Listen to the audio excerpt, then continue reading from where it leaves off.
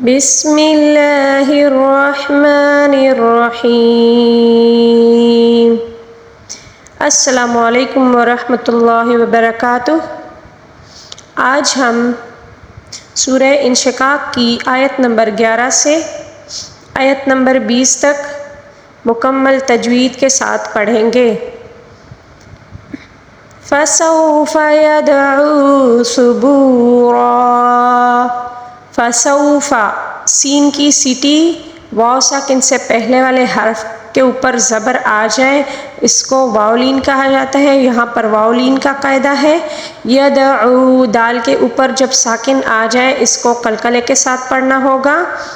او یہاں پر او میں واو مدہ آتا ہے کیونکہ واو ساکن سے پہلے والے حرف کے اوپر پیش ہے تو اس کو واو مدہ کہا جاتا ہے۔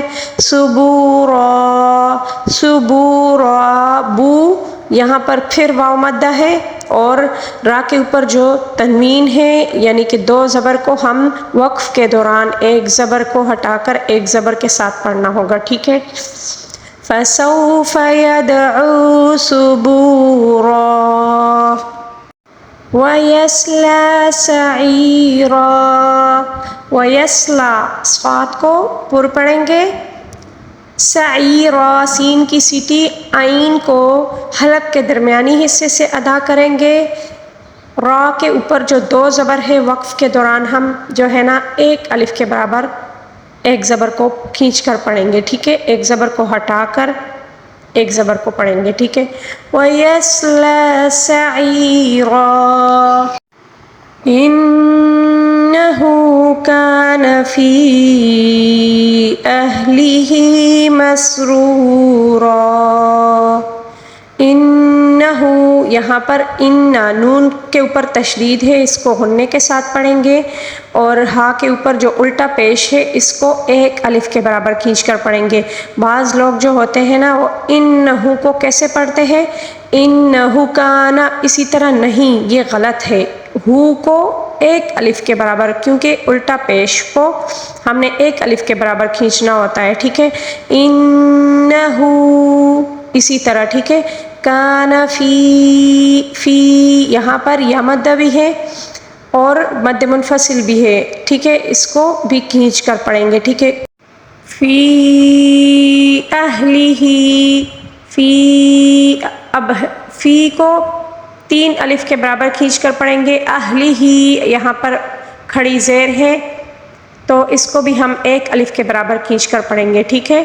اہلہ مسرورا دونوں را کو پر پڑھیں گے، ایک را کے اوپر پیش ہے دوسرے را کے اوپر دو زبر ہے، یعنی ہم وقف کے دوران جو ہے نا ایک زبر کو ہٹا کر انہ کان فی اہلہ مسرورا انہ ظن ان لن یحور۔ انہ یہاں پر پھر نون مشدد کا غنہ ہے اور الٹا پیش کو ایک الف کے برابر کھینچ کر پڑھیں گے، اسی طرح انہ ظن غا کو پر پڑھیں گے، نون کے اوپر تشدید ہے یہاں پھر غنہ ہے۔ اللَّن یحور اللَّن اب دیکھیں نون ساکن کے بعد لام ہے، یہاں پر ادغام بلا غنہ ہوتا ہے، اس کا قاعدہ ہے، ٹھیک ہے۔ ادغام بلا غنہ کا قاعدہ ہے، ٹھیک ہے۔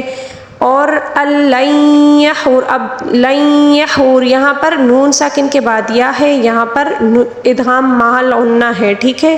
ادغام مال غنہ کا قاعدہ ہے، یہاں پر غنہ بھی کریں گے، ٹھیک ہے۔ حور اب دیکھیں را کے اوپر دو جو زبر ہے اس کو ساکن کے ساتھ تبدیل کر کے پڑھیں گے، ٹھیک ہے، وقف کے دوران، ٹھیک ہے۔ انہ ظن ان لن یحور بلی ان ربہ کان بہ بصیرا۔ بلی یہاں پر مد متصل ہے، اس کو 5 الف کے برابر کھینچ کر پڑھیں گے۔ ان یہاں پر میم مشدد کا غنہ ہے۔